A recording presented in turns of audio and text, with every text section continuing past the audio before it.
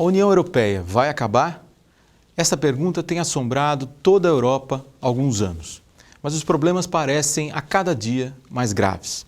Para entender a situação da União Europeia hoje, precisamos discutir, primeiro, o que é a União Europeia e o seu significado para os países integrantes.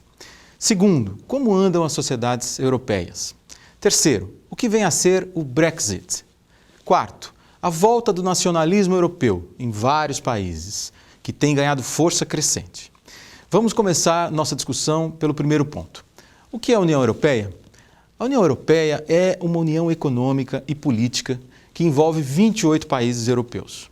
Começou logo após a Segunda Guerra Mundial para fomentar a cooperação econômica com a ideia de recuperar os países destruídos e evitar novas guerras entre eles.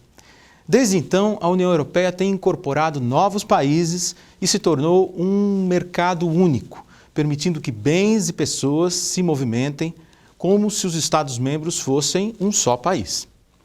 Tem a sua própria moeda, o euro, que é utilizado por 19 Estados-membros, o seu próprio parlamento e estabelece regras para muitos assuntos, como, por exemplo, meio ambiente, fiscalização fitossanitária, transporte, direitos do consumidor, telecomunicações, coisas dessa natureza.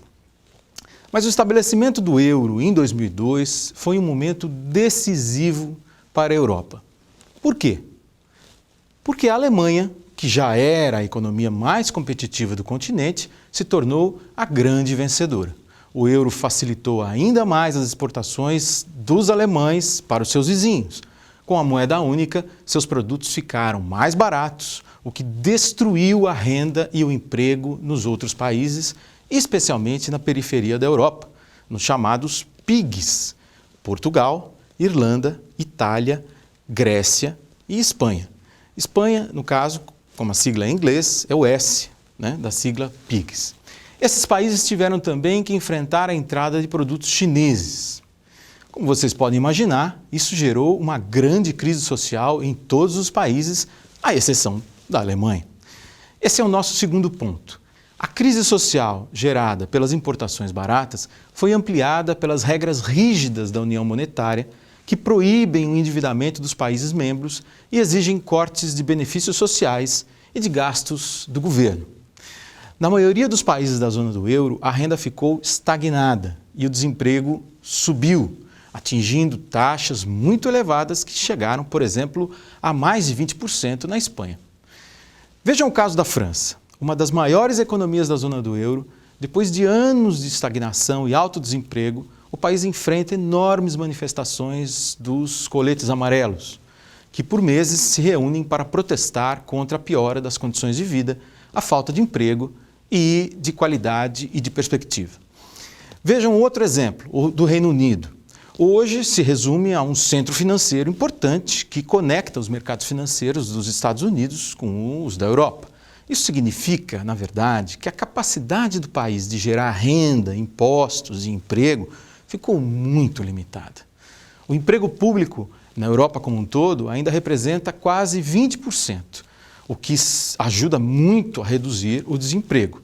Apesar do desemprego parecer pequeno, 5,5%, se juntarmos quase 1 milhão de pessoas que também está conectada a contratos chamados contratos zero hora, sem jornada de trabalho mínima, muito precários, a taxa chega próxima de 10%. E a desigualdade chegou ao seu nível máximo histórico.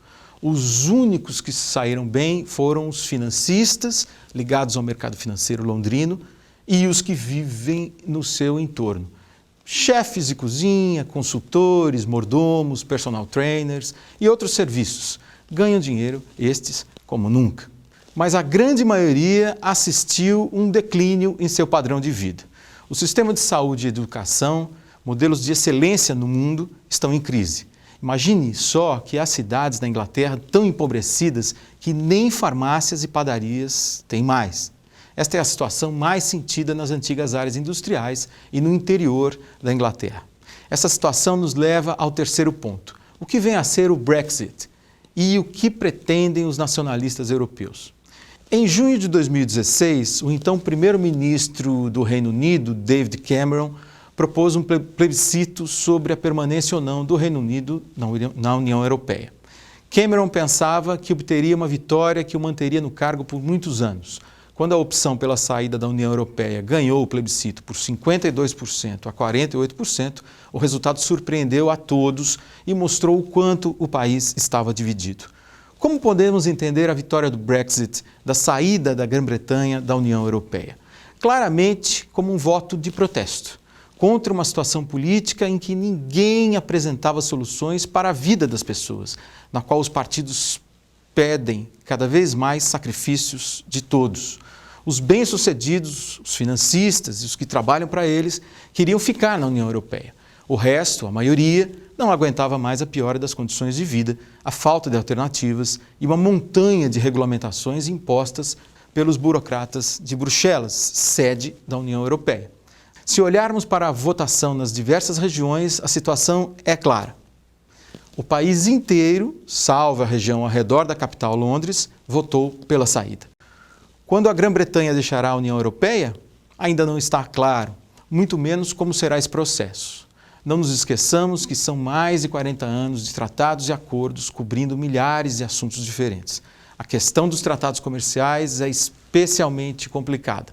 Um Brexit sem acordo prévio reduziria fortemente as relações entre o Reino Unido e o bloco europeu, proibiria a livre circulação de pessoas e criaria uma confusão inimaginável. É importante salientar que parte importante dos defensores do Brexit querem esta solução. Um Brexit mais suave poderia seguir um caminho semelhante ao da Noruega, que é um membro do mercado único e tem que aceitar a livre circulação de pessoas, como defende a primeira-ministra britânica Theresa May. É uma solução com problemas, como os da fronteira com a Irlanda, e que não é aceito de forma alguma pelo parlamento inglês.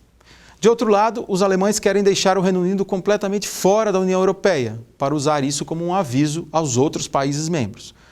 Mas, ao mesmo tempo, temem o caos que pode ser provocado por uma saída abrupta. Uma questão importante que está longe de ser resolvida é a dos imigrantes. São milhões de ingleses que trabalham na Europa e de europeus que vivem na Grã-Bretanha. Como ficará a situação deles? Obterão vistos permanentes? Serão expulsos dos seus países? É uma situação muito delicada e que vai ser decisiva para os rumos da Europa nas próximas décadas.